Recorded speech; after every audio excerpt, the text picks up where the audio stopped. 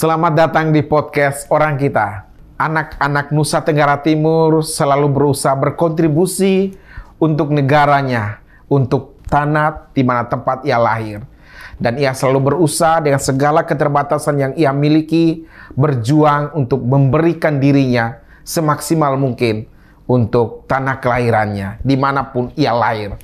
Satu yang akan kita bahas di podcast Orang Kita edisi kali ini adalah saudari kita dari Tanah Sumba, Yestiani Yuliner de Joyce Yestiani, seorang dari Sumba Barat, lulus dari pendidikan kimia di Universitas Nusa Cendana tahun 2017.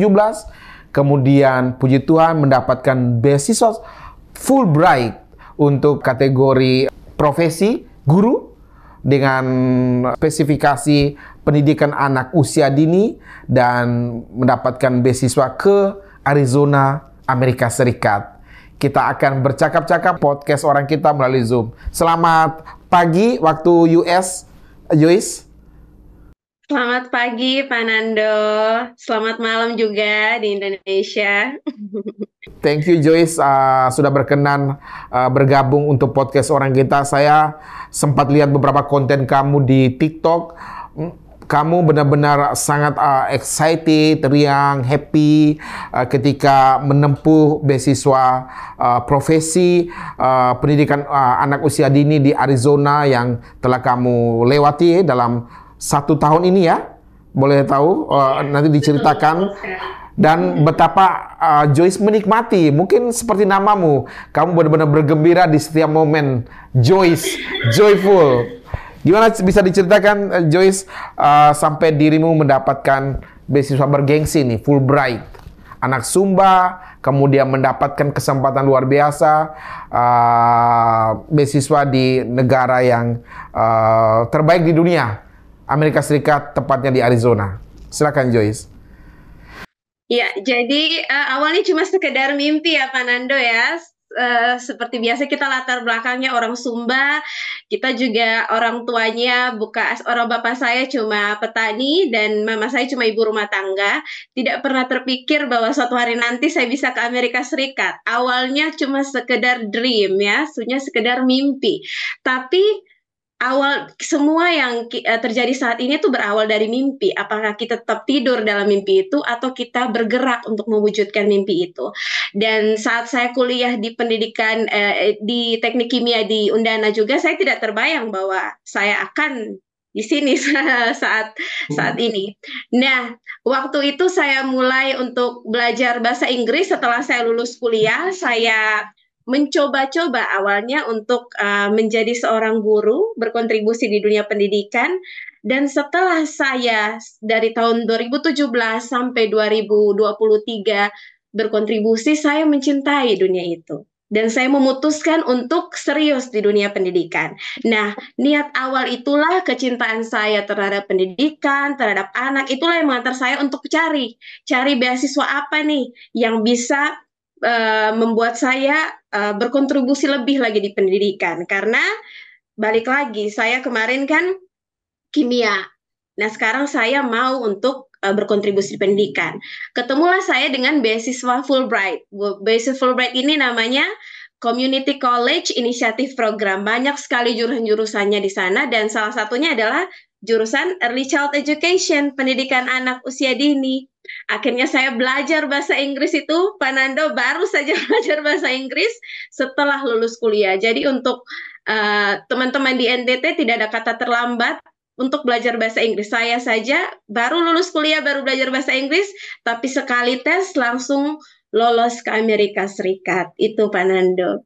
Puji Tuhan. Dan saya melihat konten kamu begitu percaya diri, confident-nya dapat karena kemampuan bahasa Inggris kamu yang cukup fluent, berhadapan dengan teman-teman kamu di college, di kampus, berhadapan dengan tetangga-tetangga kamu di Arizona, sehingga kemudian ketika kamu presentasikan konten kamu berkuliah atau tinggal di Arizona itu begitu menariknya. Sebenarnya apa sih yang dibutuhkan seorang ketika berada di negeri asing, selain tentu saja kemampuan berbahasa Inggris ya, tapi kita tahu bahwa itu saja tidak cukup. Ada hal-hal yang lain yang perlu diperhatikan, Joyce, untuk kemudian bisa menaklukkan situasi di negara orang. Memang kalau dari segi beasiswa, dari segi finansial kita aman ya, uang cukup dan lain-lain. Tapi kan kadang-kadang banyak juga yang tidak selesai beasiswanya karena persoalan-persoalan yang silakan Joyce. Sangat disayangkan ya kalau ada yang tidak selesai, karena ini kesempatan besar bagi kita saat kita sudah pergi keluar. Kita harus, menurut saya tuh, bukan sekedar kita bahasa Inggris, kita dapat beasiswa, kita bisa keluar negeri, kita senang-senang, tapi bagaimana kita bisa memberi present Indonesia dalam diri kita. Jadi ketika kita keluar, orang lihat bahwa orang Indonesia tuh begini, hebat. Orang Indonesia tuh attitude-nya bagus, orang Indonesia tuh bahasa Inggrisnya bagus. Bahkan ketika saya di sana, saya tidak malu untuk bilang bahwa saya ini dari sebuah kabupaten, dari kampung. Saya bilang begitu kepada teman-teman saya. I'm a village girl. Saya orang gadis desa yang cuma dari Sumba, yang mungkin ketika mereka tanya, di mana itu Sumba, mereka tidak tahu. Nah, saat itulah saya bilang saya harus perkenalkan Sumba kepada orang-orang di Amerika Serikat. Makanya salah satu konten saya itu adalah ada cultural exchange, di mana saya mau perkenalkan budaya dari Sumba, bukan hanya Sumba. Saya juga sempat waktu itu ada acara International Education Week, itu saya menyanyi lagu NTT, Panando, lagu boleh lebo waktu itu. Jadi waktu itu betul-betul presentasi saya tentang Indonesia itu sangat menginspirasi teman-teman di sana. Bahkan ada beberapa warga Amerika Serikat, teman saya, dosen saya itu jadi tertarik mau pergi ke Sumba. Mereka bilang, wah ini Sumba luar biasa, NTT luar biasa, kita kira cuma Bali. Ternyata orang-orang di sana cuma tahu Bali, dan saat kita sebagai orang NTT, sebagai anak di kota kecil, kita bisa mewakili Indonesia biar warga luar tahu bahwa Indonesia itu luas dan orang-orangnya itu luar biasa, bisa membawa diri dengan baik di sana. Itu, Pak Nando. Ya, Indonesia is not only Bali ya. Kita punya Sumba, kita punya Labuan Bajo, kita punya Nusa Tenggara Timur yang cukup banyak destinasi wisata yang luar biasa. Kalau ngomong soal Sumba, siapa yang tidak kenal nih Watu, the best resort and hotel in the world. Bahkan hotel termahal di dunia ada di Pulau Sumba. Nah, Joyce, kamu berapa lama di Arizona untuk menempuh pendidikan beasiswa profesi sebagai seorang guru ini? 1 tahun. 1 tahun. 1 tahun. Itu Fulbright itu menanggung semuanya, biaya pendidikan plus biaya akomodasi dan pulang pergi transportasinya, seperti itu? Bisa diceritakan apa saja yang didapat seorang penerima beasiswa Fulbright, sehingga cukup banyak anak-anak kita atau adik-adik kita yang mungkin tertantang untuk ikut mendapatkan beasiswa Fulbright. Joyce. Ya, jadi terima kasih Pak Nando. Beasiswa Fulbright itu fully funded, semuanya dibiayai. Mulai dari tempat tinggal gratis, saya tinggal di apartemen gratis, lalu biaya pendidikan juga gratis, bahkan kita itu ada dana untuk jalan-jalan tapi dengan programnya Fulbright. Jadi kita kadang-kadang itu dikirim ke suatu tempat untuk ikut meeting atau ikut conference yang bermanfaat untuk skill kita, seperti skill leadership, dan itu kita dibiayai. Jadi beberapa kali itu teman-teman ada yang terbang ke Arizona, ada lagi beberapa tahun mereka terbang ke Washington DC, itu dibiayai sama Fulbright gitu, dengan dananya Fulbright. Makanan, ada uang buku, bank juga kita langsung diurus oleh Fulbright. Bahkan visa, ketika kita mau daftar beasiswa sampai ke Amerika, tiket pesawat semuanya ditanggung. Jadi betul-betul full, dan saya tidak mengeluarkan biaya apapun. Mungkin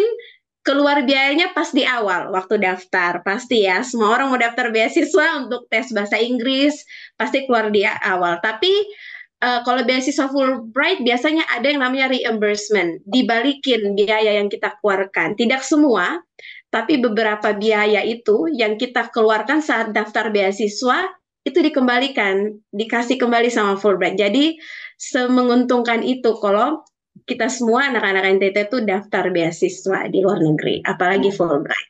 Siap. Jalan-jalan bahkan dibayarin oleh Fulbright ya. Bisa berkunjung ke Washington DC, ke New York, kemanapun yang menjadi program dari beasiswa tersebut ya.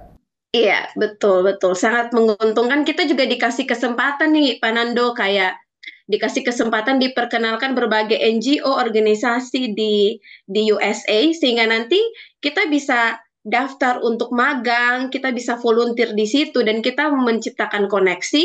Bahkan ada beberapa koneksi yang saya bangun waktu itu memperkenalkan saya conference, kalau Pak Nando tadi bicarakan soal Seattle, nah itu gratis saya ke Seattle karena conference itu, jadi banyak sekali kesempatan yang luar biasa di sana. Oke, kalau kita hitung dirupiahkan, ini kita ngomong ini ya, seharusnya tidak fair lah. Tapi kira-kira ketika mendapatkan beasiswa 1 tahun profesi tadi, kalau dirupiahkan lebih dari 300 jutaan, Joyce? Wah, luar biasa ya. Sepertinya bisa lebih. Bisa lebih kan? Satu orang bisa lebih, karena menurut saya apalagi dolar di Amerika Serikat, biaya hidup sehari-hari saja itu sangat mahal. Jadi bisa lebih dari itu. Luar Iya. biasa, membayangkan mendapatkan berkah, blessing dari Tuhan ketika kita diterima. Tentu saja untuk diterima sebagai penerima beasiswa Fulbright, LPDP, dan beasiswa yang lainnya, AusAid, USAID, dan beasiswa-beasiswa sejenisnya, itu membutuhkan ketekunan dalam kita mencoba untuk kemudian bahasa Inggris diuji dan lain-lain. Bisa diberikan semacam tips and tricks bagi kita anak-anak NTT untuk bisa lolos nih Fulbright, sehingga kemudian mereka bisa punya peluang lah di masa depan untuk dapatin beasiswa yang sama. Joyce. Ya, tips dan trik pertama, kalau punya mimpi jangan ditanam sekedar mimpi, karena semua orang bisa bermimpi, siapa saja bisa bermimpi. Tapi put it into an action, harus buat sesuatu. Kalau memang ada niat belajar bahasa Inggris, tips dari saya belajar dari sekarang. Belajar dan tanya-tanya orang yang sudah ke sana duluan, jadi bisa dibantu. Cari mentor kalau bisa, karena kalau kita berjuang sendiri, biasanya pasti berat anak NTT. Jadi biasa di TikTok kalau ada yang, karena saya bikin konten di TikTok juga, Pak Nando. Yeah. Jadi biasa ada yang minta bantuan, saya bilang langsung DM Instagram, saya kirim email buku bahasa Inggris, belajar bahasa Inggris. Kalau ada yang mau review esai, karena beasiswa luar negeri, kita biasa buat esai, buat tulisan, kenapa kita mau kuliah di luar negeri. Jadi yang pertama itu harus niat dulu, dan kedua kita harus tahu alasannya kita ke luar negeri apa. Apakah cuma mau pergi saja, atau kita ingin membangun Indonesia, karena itu tujuannya. Jadi betul-betul mahasiswa atau siapa saja di sana yang mau daftar beasiswa Fulbright harus punya kontribusi terhadap Indonesia, kontribusi terhadap daerah.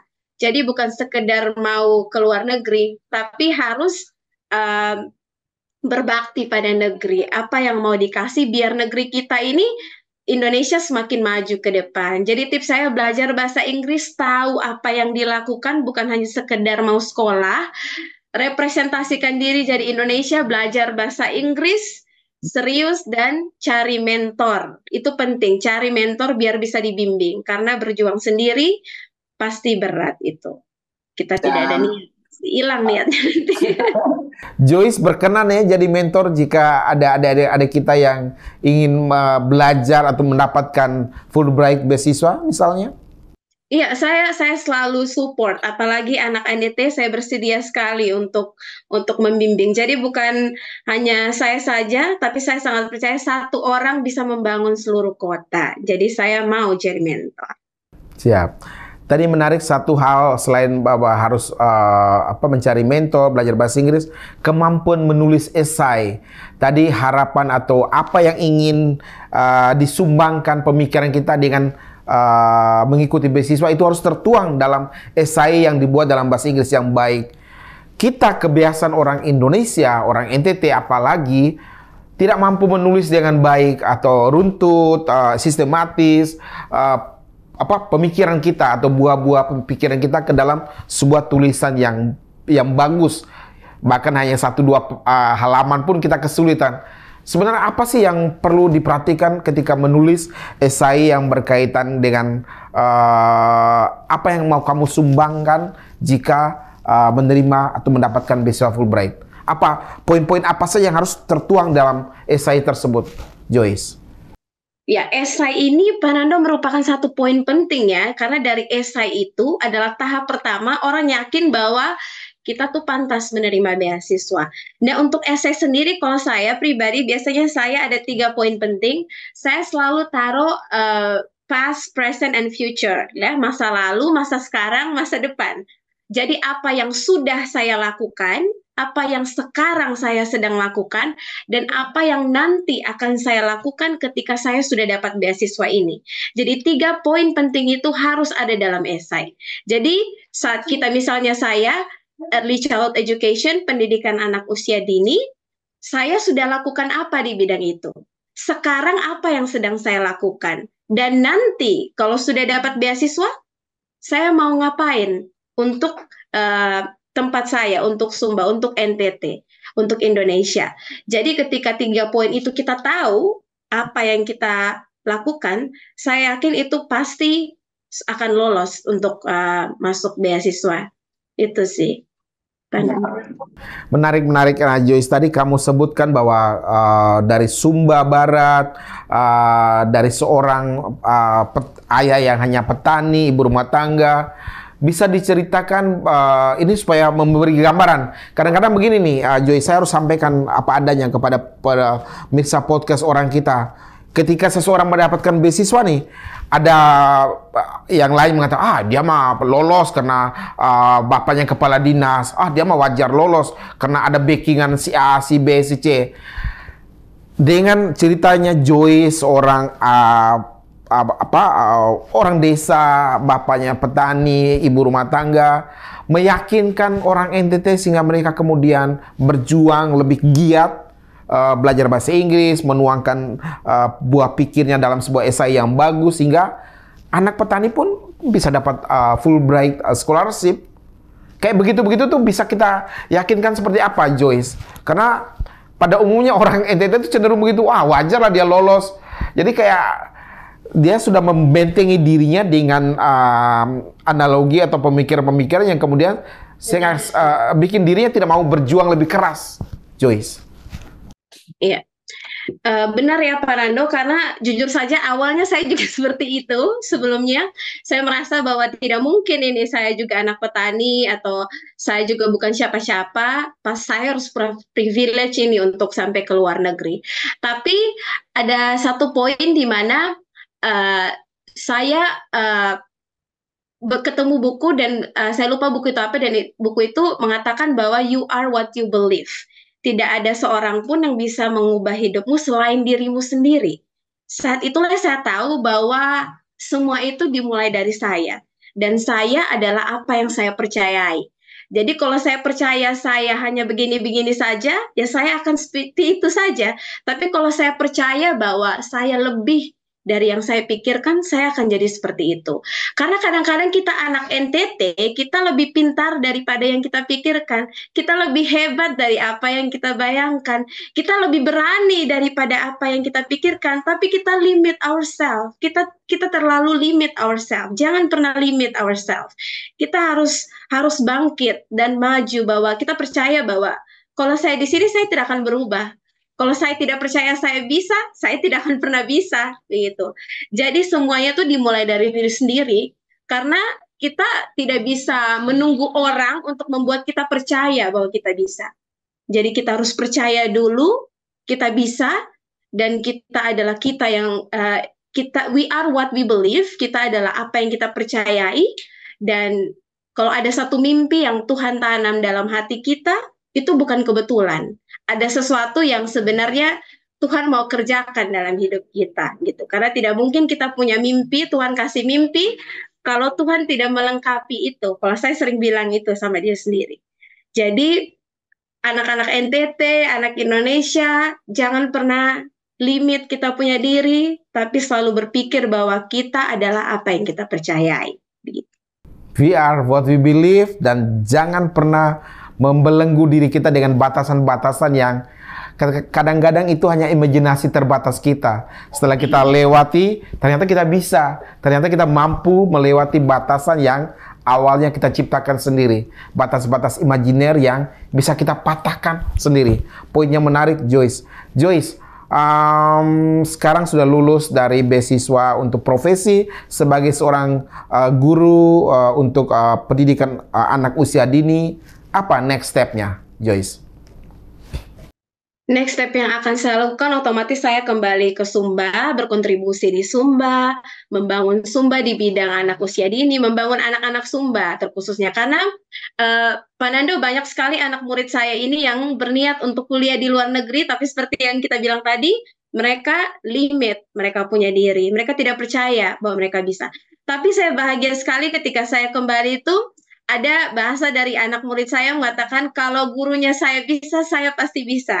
Jadi itu membuat saya sangat terharu dan saya merasa bahwa ketika kita bisa merubah diri kita menjadi lebih baik, bukan hanya saja kita yang merasakan dampaknya, tapi orang-orang di sekitar kita, hal kecil ini bisa mempengaruhi masa depan anak. Jadi hal itu yang membuat saya merasa bahwa oke, saya kembali ke Sumba, saya kembali ke tempat saya untuk berkontribusi. Setelah itu saya berencana untuk juga ke next step, daftar lagi beasiswa untuk memperdalam ilmu saya supaya saya bisa memberikan dampak yang lebih lagi buat anak-anak murid saya. Gitu, Pak Nando. Jadi bekerja dulu, memberikan sumbangsi dulu ke Sumba, dan kemudian setelah beberapa tahun berjuang lagi untuk beasiswa magister. Iya, betul Pak Nando. Dan 1 tahun di sana dapat kenalan bule Amerika, Joyce? Banyak teman ya, pasti kita banyak sekali teman di sini, dan puji Tuhan karena beasiswa Fulbright ini mengizinkan kita bertemu dengan teman-teman dari berbagai negara, Pak Nando. Jadi bukan saja bule Amerika, ada juga dari tempat-tempat yang lain, dari Eropa juga banyak di sana. Saya rasa Amerika ini tempat yang tepat untuk anak-anak, apalagi kita NTT, untuk bisa belajar hal baru. Karena banyak sekali orang dengan karakter berbeda, budaya berbeda, dan saya belajar sekali banyak di sana. Siap. Arizona itu bisa digambarkan. Saya belum pernah ke Arizona sih. Saya baru ke New York, ke Chicago. Bisa digambarkan Arizona itu negara bagian seperti apa? Apakah iklimnya sedikit mirip kita dengan Nusa Tenggara Timur di musim-musim tertentu kah, Joyce? Wah, Arizona sangat panas ya, Fernando. Kupang Apalagi dong. kalau summer, panasnya mengerikan. Orang di sini, orang bule teman saya sering bilang bahwa kita tidak perlu hidup di neraka, datang saja ke Arizona. Jadi summernya itu sangat panas karena di sini juga dikenal sebagai apa ya, tempat gurun karena banyak kaktus, banyak tempat hiking di sini, dan ada beberapa daerah tertentu saja yang ada saljunya. Kalau New York kan pasti salju, musim dingin ya salju. Tapi di Arizona hanya beberapa tempat ada saljunya, dan kebanyakan pasti panas. Ya, NTT panas ya, Pak Nando. Jadi hampir mirip lah ya dengan Sumba dan Kupang ya, Joyce. Joyce, kita hampir di penghujung podcast kita.